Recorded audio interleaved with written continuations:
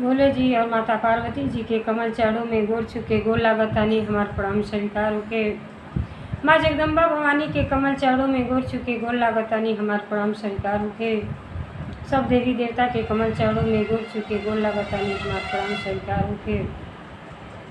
नीलम दीदी हरिंदर भैया के कमल चरणों में गोर छुके गोर लागतानी हमार प्रणाम स्वीकार होके। सब गुरु भाई बहना के कमल चरणों में गोर छुके गोर लागतानी हमार प्रणाम स्वीकार होके। आशीर्वाद के चाहना बा। तो देखिए गुरु भाई बहना, हम आप लोगन के जीवतिया व्रत हई वाला बा। जीवतिया पर्व पर बहुत प्यारा सा कथा सुनाए जाते हैं। ये जौन है सब कथाओं में सबसे श्रेष्ठ कथा है। यही कथा से जीवतिया व्रत के आरंभ भइल है। तो ये जीवती वाहन राजा देखी कैसे वो बुढ़िया के लड़का के जान बचौले बाटी। और वही दिन से सब माताएं जौन है ये व्रत के शुरुआत कैले बाड़ी। तो कथा के जब पूरा सबे सुनब तो आप लोगन के आनंद आ जाई। आ कथा को वो आधा अधूरा नहीं सुने के चाहिए। काहे खातिर कि आधा कथा सुनले से परमपिता परमेश्वर माता पार्वती जी के अपमान होला। और पूरा कथा सुनब सभी तो आप लोगन के कथा के रहस्य के बारे में पता चली। आप लोगन के भरपूर ज्ञान मिली। तो ये कथाओं में सबसे श्रेष्ठ कथा बा। ये कथा पर जरूर गौर करी जा और पूरा सुनने की कोशिश करी सभी। एक राज्य में एगो जीतवाहन राजा रहत रहनी। राजा के जीतवाहन नाम रहल। राजा बहुत गुणकारी रहनी और बड़ी बुद्धिमान रहनी। राजा के राज्य में क्यों प्रजा दुखी ना रहे। राजा बड़ा मन से अपन राजपाट संभालत रहनी। लेकिन वो मोह माया के बाजार में वहाँ के अच्छा ना लगे। वही जब मोह माया में फसल रह जल जाई। ये जन है दुनिया संसार मोह माया के बाजार बा। तब भक्ति भाव ना को पावल जाई। वहाँ के सब सुख वैभव परमपिता परमेश्वर के दया से सब चीज़ रहल। लेकिन हमें मन ना लगे। अब वो सोचा ताने कि ऐसा बा कि ये राज्य में रह के परिवार के साथ रह के अब भक्ति भाव ना हो पाई। तो जीवतीवाहन राजा बिहान बेले सोचने कि अब बिहान दरबार लगावत हैं। और दरबार में सब मंत्रीगण के बुलाई और अपने भाई लोगन के बुलाई भी राजपाट के भाई के दे के और अपन तपस्या करे निकल जाए। मन में विचार कर कैले हनी। अब मन में जब विचार कैले हनी तो का कहनी मंत्री के बुलौली और मंत्री के आदेश देनी कि सबके सूचना दे दो कि बिहान सभा में सबके उपस्थित होके। और सब के जब बैठ गए।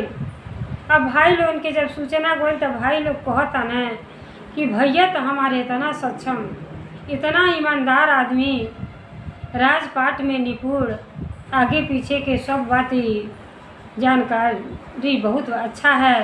नहीं भैया का करे के सबके बिटोर रहल बाना। कौन ऐसा संकट भैया के ऊपर आ गई बा। अब भाई लोग तो ना समझता है कि भाई हमारा राजपाट छोड़ के अब जाए चाहता। आपस में जीतवाहन चार भाई रहना। तीनों भाई आपस में बातचीत करता ना कि का करे के भैया सबके बिटोर ले बाना।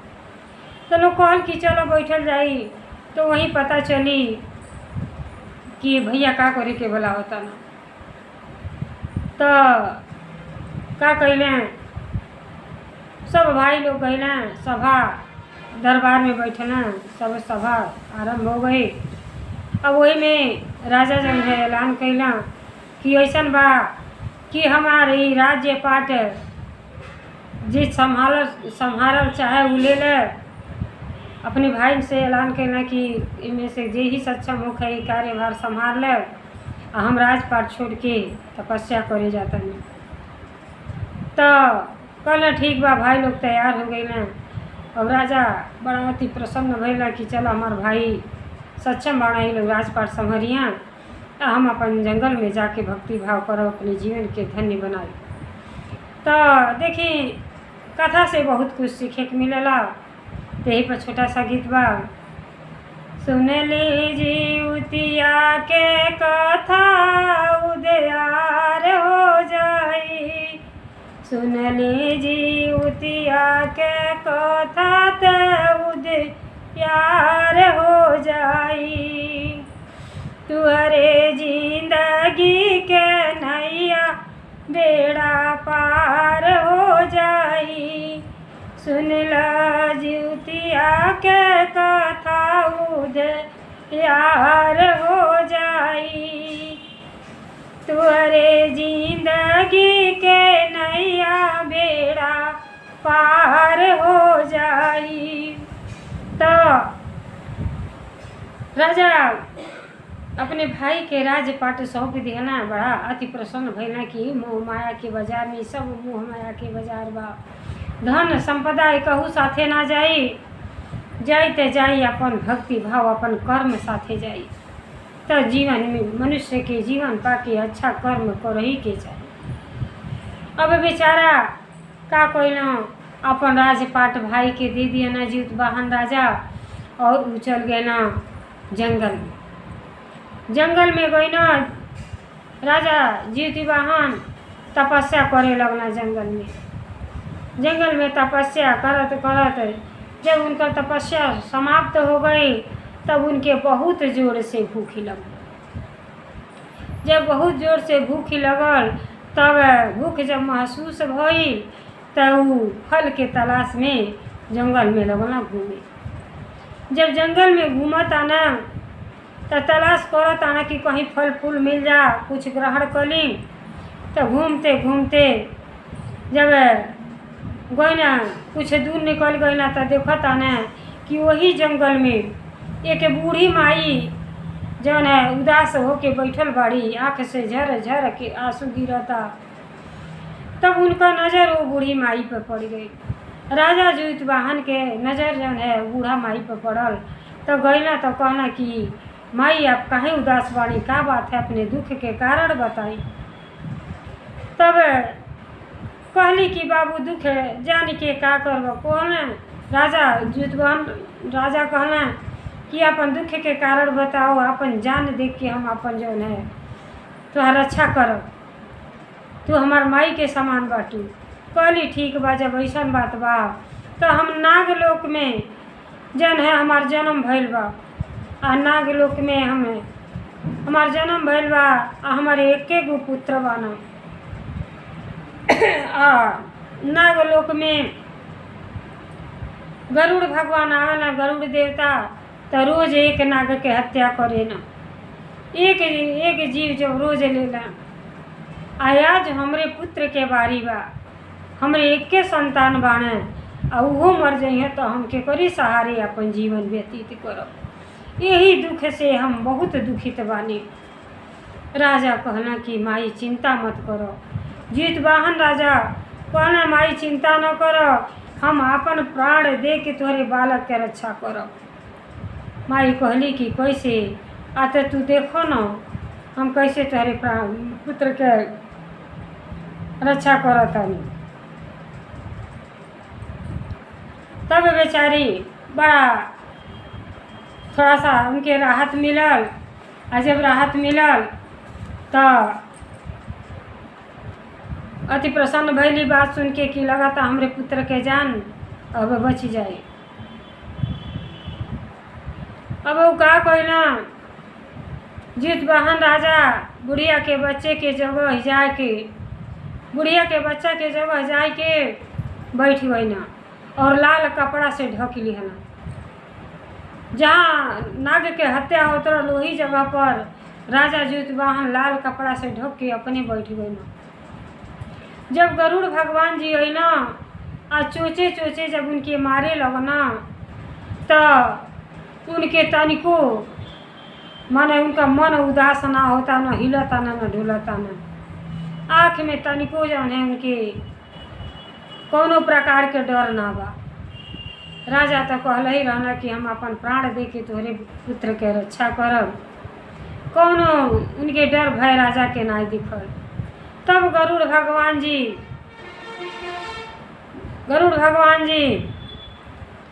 उघरना और देखता ना, कहता ना कि आप के हैं, आप तो नाग के हत्या होके के रहो। तब जीतवाहन राजा कहना कि हम जीवतिवाहन राजा हैं। ई जौन है बुढ़िया के लड़का के आज थी आज आप मारे के रहली हैं। बूढ़ा उदास होके बैठल बाड़ी, उनके एके गो पुत्र रहना। बूढ़ा के उदास देख के हमरे दया आ गईल हो। कहनी है कि हम अपन जान दे के आ तोरे पुत्र के रक्षा करब। तब जब गरुड़ भगवान देखना जीवतिवाहन राजा के, तब उनके बूढ़ा के लड़का के जौन है मृत्यु दान दे दिया ना दान दे दिया ना। कहना जब सारी बातें जीवतिवाहन राजा सारी बात बता देना बुढ़िया के बारे में, तब गरुड़ भगवान उनके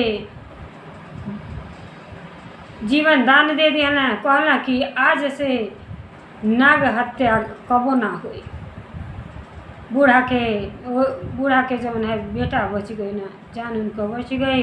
जीवतिवाहन के वजह से बूढ़ा के पुत्र जीवित रह गए ना, और उनके जीवन दान मिल गई। जब उनके जीवन दान मिल गई, बूढ़ा अति प्रसन्न भैली। वही दिन से देखी ये जुतिया के व्रत के आरंभ हो गई, और सब माई अपने पुत्र के लंबी आयु करती जीवतिवाहन भगवान के व्रत करेली। जीवतिवाहन राजा जब ने उनके पुत्र के जान बचा दिया ना, अब उन्हीं के नाई वो दिन से ही लीला समाप्त कर देना। गरुड़ भगवान वहाँ से चल गए और कहनी कि आज से कोनो नाग के हत्या ना हुई। तो माई के भक्ति में कितना शक्ति है, पूजा पाठ में। और राजा की भक्ति इतना कोयले रहनी कि वहाँ के जीवतिवाहन राजा बुढ़िया के बच्चा के जान बचा देनी। बूढ़ा अति प्रसन्नता भैली, अपने बच्चा के लेके अपने घरे गईली। और वही दिन से जीवतिया के व्रत कही शुरू कर दिली। जैसे वो माई कहली उनके पुत्र के जीवन दान मिल गई, तो ऐसे ऐसे धीरे धीरे पूरे दुनिया संसार में ही बात फैल गई। वही दिन से अष्टमी के दिन जीवतिया के व्रत हर गुरु भाई बहना सब बहना लोग रहेली अपने पुत्र के लंबी आयु खातिर। तो ऐसे जीवतिवाहन महाराज के वो दिन पूजा कल जाला, बरियार हिलावल जाला, आशीष लिहल जाला कि हमारे पुत्र के लंबी आयु होके। निर्जला व्रत रह के देखी, सब व्रत से कठिन जीवतिया व्रत है। ये भी मन क्रम वचन से हम 24 घंटा से बेसी रह जाने। जितने सब खर करला उन्हें पुत्र की जीवतिवाहन राजा रक्षा करी। चिलौरी सापे के कथा सुनावतानी सुनली सखी। चिलौरी सापे के कथा सुनावतानी सुनली सखी। बढ़िया उमरिया रौरे पुतवा के से कथा सुनली सखी। बढ़िया उमरिया रौरे पुतवा के से कथा सुनली सखी। तो देखी जब जीवतिवाहन राजा उनकी गुड़िया के पुत्र के जान बचा देली, गुड़िया अति प्रसन्न भैली। वही दिन से जीवतिवाहन के पूजा पाठ करे लगली। अष्टमी के दिन जीवतिया व्रत विधि विधान से रहे लगली। सबके विश्वास हो गई जीवतिवाहन राजा पर कि अपन जान दे के उन सबके पुत्र के रक्षा करब। तो यही से व्रत के सबसे व्रत में श्रेष्ठ मानल जाला, और सबके विश्वास जीवतिवाहन राजा पर हो गए। तो सबके आशीष देहनी, और सबके वो अपन भक्ति भाव करे लगल, विधि विधान से करेला अपने पुत्र के लंबी आयु करती। तो ये कथा हमारा आप लोगों के अच्छा लगल हुई तो कमेंट में जीवतिवाहन राजा के जरूर नाम सभी लिखब, और कमेंट करब सभी कि कैसन लागल। हर हर महादेव।